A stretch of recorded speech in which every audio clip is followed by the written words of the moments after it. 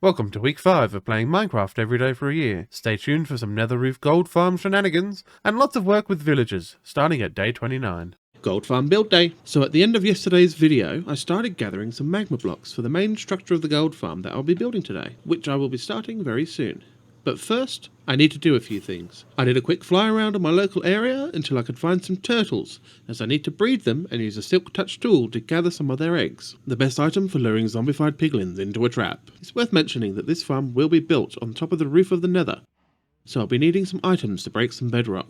A little bit of obsidian and some redstone components, including TNT, are all that you need for the tricky process. So I went to the nether and dug up to the bedrock roof, and had to find a suitable spot where the roof is only 1 block thick, so I can use the simple ender pearl trick to get up onto the roof. I set up the redstone contraption, and after a couple of tries, that 1 block thick part of the bedrock was now a hole that I can use to come and go as I please.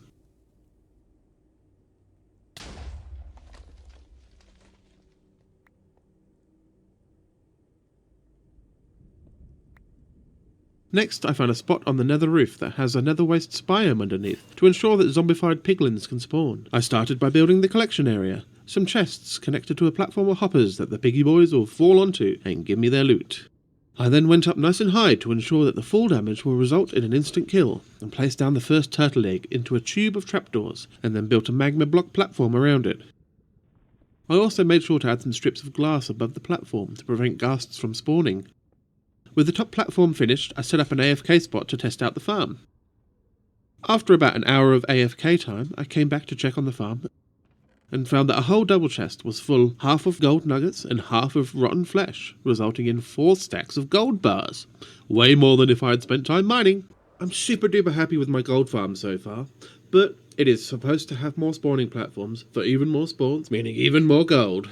So I started farming some more magma blocks to build up the extra platforms that will provide more spawning space. Back at the farm, I took a moment to fully set up the collection system, as I initially only connected the first column of chests. I then went up into the farm and added 2 more layers of magma block spawning platforms, including of course the turtle eggs to lure in the zombified piglins. A couple of hours of AFK later and I have another 16 stacks of gold bars. I took my gold back to the overworld and crafted most of it into golden apples. I also wanted to get a bunch of splash potions of weakness, and to sell the rotten flesh from the farm, so I set up a bunch of brewing stands in the village and got to brewing. With the big batch of potions ready, I moved everything into a box in the conversion area, and quickly got a couple of villagers converted, finishing up my time for the day. Whilst adding more villagers to my collection, and trying to get some good book trades, yet another creeper came at me in my villager area. Thankfully, I was able to murder the explosive jerk before he was able to do any damage. Oh yeah, by the way, this footage comes from my weekly stream over on Twitch. You should follow me on there. I pretty much spent the whole time hanging out with chat and rolling librarian villagers for enchanted book trades that I need for my collection. I've got a few good ones worth keeping, including Sweeping Edge 3 and Looting 3. Later on, I went to the end to make use of the Enderman XP farm, to use some of my new enchanted books to upgrade my gear. Back to the overworld, I did a bit of trading with the librarians to level them up, and potentially unlock some extra enchanted book trades. Next, I finally got around to making a couple of ender chests, the closest thing that Minecraft currently has to a backpack. Now that I have a good silk touch pick and a good fortune pick, I took the time to give them unique names so I can quickly see that I'm using the correct one, and not accidentally destroy my ender chest. But Silky Poo, I shall call this the Fortune Cat, because Seti Cat. Now it may surprise you to hear, but today I'm continuing work on the gold farm, because the design actually accommodates 5 spawning platforms. So while the first platform may add 100 spawns per minute, the 10th platform may only add 10 spawns per minute. Those numbers are made up, but hopefully it makes sense. So, after a little bit more magma gathering, I got to work building on the final 2 magma block spawning platforms. It took a little while, and I had to do one last quick trip under the nether roof to grab some more magma blocks to finish up. But when all was said and done, I had a big beautiful orange glowy thing hanging in the dark purple sky of the nether roof.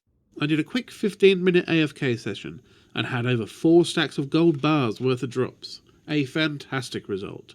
I spent the rest of the day getting some more zombified and cured villagers to work as librarians for me, resulting in a villager offering a Fortune 3 trade. After a little bit of trading with him, I noticed that he also offered a mending book trade. So I went to the librarian, whose only useful trade is a mending book, and I made some space in his cell to make room for a new worker, since his service was no longer required. Whilst doing a quick fly around at the end of the day, I also noticed that the mushroom farm had sprung a leak. Most likely an enderman had come along and removed a block, so I patched up the hole and fixed up the hopper clock whose mechanism was broken by the water. I started my day in cleanup mode.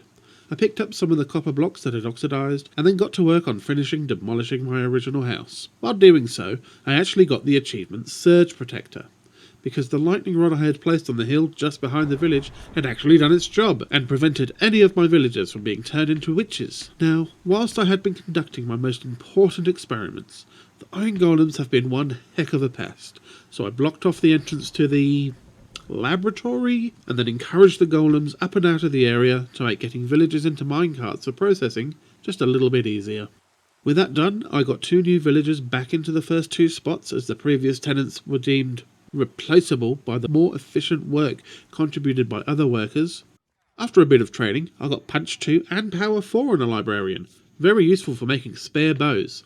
I then got a librarian trading one of the most useful enchanted books, and Breaking 3. It goes on literally everything.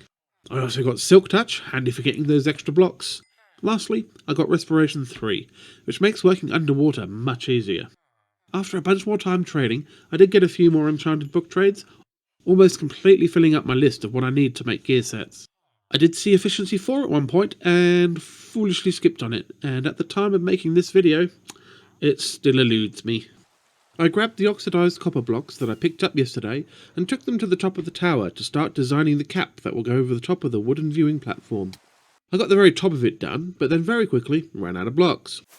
I then went and collected the rest of the copper bars from my furnaces and turned them into more blocks and set them out to oxidize and turn that beautiful blue-green colour.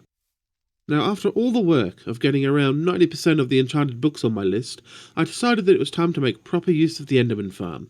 So I got a couple of shulker boxes together with the gear I wanted to enchant, and all of the books that I will need to fully upgrade all of it to maximum protection and usefulness. I took my shulkers that were packed with goodies with me to the end, and into the Enderman XP farm. I then took the time to meticulously enchant each item to its full potential, allowing me to have several fully ready to go sets of all of the gear and items I could need, should I happen to drop all of my items in an untimely death. Once back home in the overworld, I decided to display my nice new armor sets on armor stands in my base. Now, after enchanting, there is one more step to improving your armor and items, and that is to gather some ancient debris and add it to the diamond gear, improving the stats and lava-proofing it all. So if a death occurs in the nether, then there is a real possibility of recovering at least what you were wearing and the tools you might have been using. To get some ancient debris requires a whole bunch of clearing in the nether, and the most efficient way to do this is with TNT. So I set up an AFK spot above the creeper farm. The point of this is to ensure that the only spawnable spaces for mobs is within the creeper farm. After a couple of hours, I checked on the farm to find just over 17 stacks of gunpowder, a great amount to get started with blasting in the nether tomorrow. I don't have much time to play Minecraft today, so let's get this all done really quickly, really fast. Okay, let's do a whole Minecraft experience right now. What are the 3 things you do in Minecraft?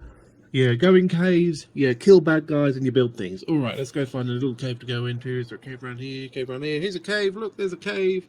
And, boom, done. Explored. There's literally nothing else to this cave. Let's kill this bad guy. Bad guy murdered. He's dead. Maybe we should kill another bad guy, because one bad guy is not really much of a threat, is it? No, let's kill this bad guy. Kill him with a bow. Look, multiple weapons, multiple bad guys. They're all dead. Okay, now let's build something. Build. Let's go. Okay, I'm building a house. It's all out of cobblestone, but that's fine. You don't really need it to be the best house ever, do you? It just needs to be a house. Let's go. Do this. And we can walk in here. Here's a nice little door. Oh, look at that. All safe from all the bad guys that could ever come in and try to attack us. What a fun little trap that is. Minecraft in less than a minute. Done. Thanks for watching. Subscribe to keep up with my videos. Likes and comments tell the algorithm to show my videos to more people, so that's always a big help too.